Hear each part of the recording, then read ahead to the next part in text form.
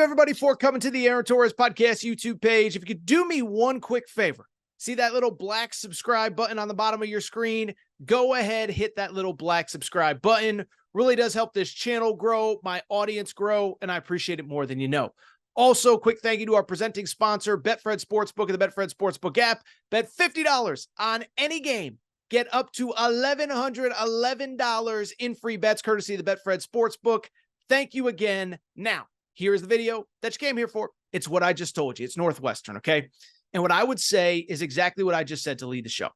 This was a story that I really hadn't looked all that much into prior to Monday night or so. Essentially, I saw the headlines. There was a hazing allegation and incident at Northwestern. Pat Fitzgerald was suspended for 2 weeks. And I kind of thought that was the end of the story late last week after Pat Fitzgerald was officially suspended. Figured he'd be asked a couple tough questions at media days, figured they'd answer them, and then we move on to the football season like anything else. Just one problem. After the weekend, a lot of public pressure, and on Monday night, Pat Fitzgerald was fired as Northwestern's head coach. Let me just tell you this. I think the school got this dead wrong. I think there's going to be a lot of questions, not just about Pat Fitzgerald, but about how the school handled this. And so let's get into it. Let me give you some details on what happened here, just to give you a little bit of background, a lot of legalese, all that good stuff. All starts in November. A player on the football team reports to the school that he has been hazed, okay? And I think we all know what hazing is. I'm not going to get into details. The allegations are pretty gross, pretty weird. I was part of sports teams my whole life. I played high school football. I played high school baseball. Part of hazing, I think, but never part of what was accused at Northwestern. So the accusations come in, and to Northwestern's credit, this is back in November of last year, November of 2022. They immediately hire an outside investigator to look into these accusations. Investigator does a report, interviews all the main people, and the investigator's report comes back late last week. We find out two main things, although Northwestern didn't release all of the findings of the report. What we found out was hazing has been going on in the program, and Pat Fitzgerald knew nothing about it. And so when you see the suspension on Friday, you say, okay, that kind of makes sense. Hazing happened. Head coach didn't know, probably needed to know, or should have at least, whatever. Point being, he didn't know. A suspension seems justified. There's just one problem. Just one problem. That problem, it is that over the course of the weekend, the school president felt more heat. There were more questions being asked. There were more media members calling for Pat Fitzgerald's job.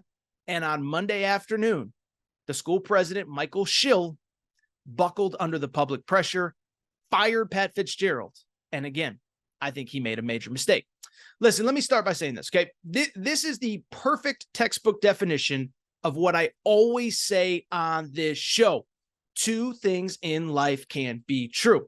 To be abundantly clear, I hope everybody understands, I am not condoning hazing. I am certainly not saying that what happened in the Northwestern locker room is okay or acceptable behavior. I just said a minute ago, I think it's weird and kind of gross. At the same time, just because it happened doesn't mean that the head coach has to lose his job, and let me explain why. First of all, to the credit of Northwestern, what did I just say? I actually think Northwestern handled things pretty good early on in this process. When you have a very serious situation like this, the best thing you can do, hire an outside investigator. Why? So there's no thought that there's something sketchy going on, that the AD is trying to cover something up, that the president is trying to cover something up, that the school is, that the football coach is, that the football team is. So you hire an outside investigator. That was good. That was the right thing to do. And credit to the investigators for doing their job. Just one problem. When the investigator comes back with details and tells you what happened and what didn't happen, you have to believe them. I will give you an analogy from sports, and I'll give you an analogy from real life. Do you guys and girls remember that Ezekiel Elliott story from about 6-7 years ago in sports? Dallas Cowboys was accused of some stuff by some females. NFL hires an independent investigator to look into it. Independent investigator who was a female looked into it, And her recommendation to the NFL was that based on the facts and information, Ezekiel Elliott should not be suspended. What did Roger Goodell do? Suspended Ezekiel Elliott anyway, and that caused a backlash because they basically said, why'd you hire an outside investigator if you weren't going to listen to them? It'd be like if, for example, again, a little bit abstract, but work with me here. If I, for example, let's say I thought, God forbid, that my wife was cheating on me. I'm just going to use this as an example. I think my wife is cheating on me, okay? Hire an outside investigator, hire a private investigator, whatever, and say to that gentleman or young lady, hey, need you to follow my wife. Think something's going on outside of the marriage. Then I do it. Then I look into it. Then the private investigator tails her for weeks or months or years. And they come back to me and say, Mr. Torres, with due respect, your wife's an angel. She's not doing anything wrong. Perfect person, perfect woman. She's a great wife. Hold on to her for dear life.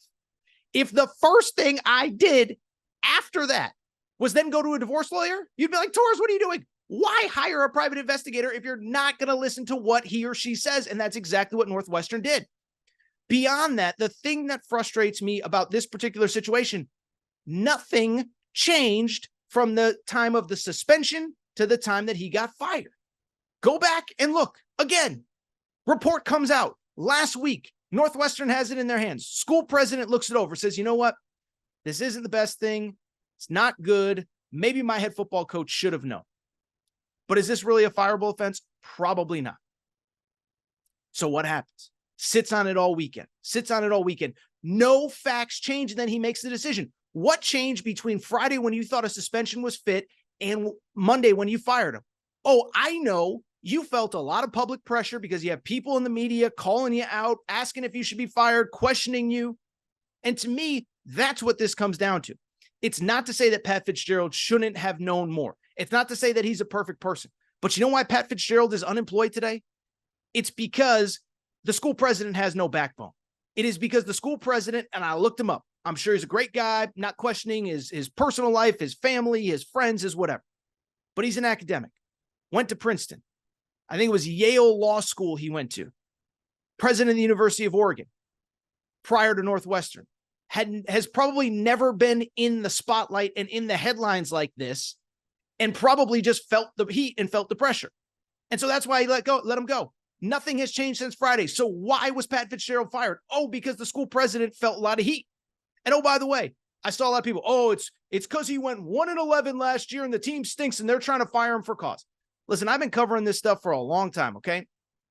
If they wanted to fire him for cause, let me ask a simple question. Why didn't they fire him on Friday? Oh, they suspended him. This has nothing to do with winning and losing. It has everything to do with an incompetent school president that is feeling heat for the first time in his career, didn't know what to do, froze, felt the public pressure, and decided to fire Pat Fitzgerald. Let me also say this. I've gotten a lot of this because I'm probably like one of 3 people in the media that's actually defending Pat Fitzgerald.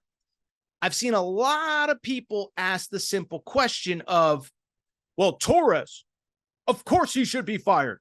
He's the football coach. Everybody, he has to know what's going on with everything in his program. First of all, I just fundamentally disagree with that. You have 85 players on your team. You got 13, 14 assistant coaches, ton of personnel people, GAs, graduate students, student assistants, whatever. Do you have to know what every single person is doing every single time they leave the facility? Beyond that, let me ask another question. If he is responsible, and if he is part of the problem that created the culture, then why is the rest of the coaching staff getting retained? Only that's exactly what we found out on Tuesday afternoon. No other coach is losing their job. Just Pat Fitzgerald. That's why. Even though if he is part of the culture problem, then I would think that all of his assistants are part of the culture problem, but apparently not. I'm just saying, forgive me. Let me also add this to the people that say, oh, he's the head coach, he's supposed to know. All I would say to that is this. If you feel that way, that's fine. I'm not going to tell you that you're wrong. But what I will say is, to quote the kids these days, I hope you keep that same energy for all these other coaches. And specifically, let me ask you a question. Let me ask the media a question. All those people that demanded that Pat Fitzgerald be fired, where were you over the last couple months as Kirby Smart's program at Georgia has run amok? Okay, let me ask that very simple question. I see all these media people. Pat Fitzgerald needed to know what's going on. Well, we know Pat Fitzgerald didn't know what was going on. You know what I do know? Kirby Smart does know what is going on with his players because it's all in the police blotter, okay? And we have been over the Georgia thing. And to be clear, I am not saying Kirby Smart should be fired. I am not saying he should lose his job. He might be the best coach in college football right now. Georgia fans are lucky to have him. At the same time, here are indisputable facts about Kirby Smart. Since he took over in 2015, 300 plus driving related offenses by his players. Now, to be fair to them, some of them minor, some of them forgettable, but not all of them. You know, there's been 11 major driving violations for Georgia just since the national championship game earlier in this year, in this calendar year. We remember the fatal crash that took the life of a staffer, Chandler LaCroix, and a player, Devin Willock. We remember that Jalen Carter was later arrested for speeding in a speed racing incident with those players, with those people, two of which perished in that crash tragically. But oh, by the way, do you remember Jamon Dumas-Johnson, star linebacker, has been arrested in a driving-related incident. The wide receiver, Marcus, I'm blanking on the kid's name, got arrested earlier this year. How about this? The day he was in court, another Georgia player got arrested for speeding. I think it was 88 in a 55. And so that's not to say that Kirby Smart needs to be fired. Oh, by the way, as the Atlanta Journal-Constitution reported a few weeks ago, which we've discussed on this show and we're going to discuss in a minute, 11 players on that Georgia football program have been allowed to continue to be with the program as they're being investigated for domestic-related incidences, okay? And we talked about that last time. To be clear, some of the players, charges were dropped. Some of the players pled down what they were arrested for. Some of the players did get thrown off the team. But 11 players, while they were being investigated for either domestic assault, domestic abuse, whatever, were allowed to stay with the team. So Kirby Smart, I have heard 1/1000th of criticism of Kirby Smart as Pat Fitzgerald. We demand Pat Fitzgerald gets fired, but Kirby Smart gets to keep his job. I'm just saying, that's the one thing about me. You can like me, you can dislike me, you can be angry at me, you can whatever. I hold everybody to the same standard. I've told you many times, listen, let's go through the list. Nate Oates. Nate Oates has been on this show. I respect Nate Oates. I don't think he handled the situation this past year very well. You go on and on down the list, whatever. The point is, I have no affiliation with Northwestern. I've never met Pat Fitzgerald. I have no reason to defend him. But if we're going to treat him one way and we're going to hold him to a standard of the head coach has to know, then again, let's just call a spade a spade. What about Kirby Smart? What about all those players arrested? Why is no one talking about that? And so to me, I'll just say this. I think it is going to be fascinating to see what is going to happen going forward. And let me explain why. It is because, again, I mentioned it with Bob Huggins earlier. I'll say it now with Pat Fitzgerald. Pat Fitzgerald is pulling the Tom Petty, won't back down. Pat Fitzgerald's coming for blood, okay? Because here's the thing.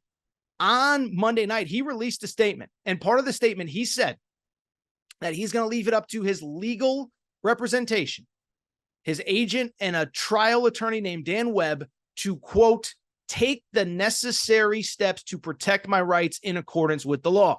In other words, he ain't putting up with your crap, and just because he got fired, he's not going to let you drag his name through the mud. Beyond that, the players are not happy. Now, I know the players are partly responsible for this, but not all of them are, and not all of them are blaming. As a matter of fact, most of them are not blaming Pat Fitzgerald for anything. Pat Fitzgerald said in a statement, 99% of his players would say they were happy with him and his program throughout the years. I can't say if that's 100% accurate or not, but there are a lot of people that are not happy right now. And again, you know who it's falling on? That school president, Michael Schill. Michael Schill, apparently the AD and the school president told everybody through a Zoom, are not available for comment, are not making any follow-up statements, all while dozens of athletes who did nothing wrong are caught in the crosshairs. And I don't think they're going to stay quiet. I don't think they're going to give up. I don't think they're just going to let this thing pass. And I think as this thing goes on more and more, there's only going to be more and more questions asked for the reason that I said.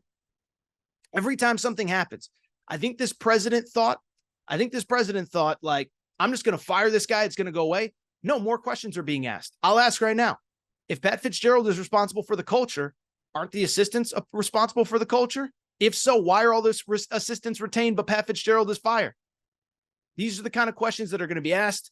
Michael Schill, buckle up. It's time to go, man. You got a lot of questions to answer. It's going to be fascinating.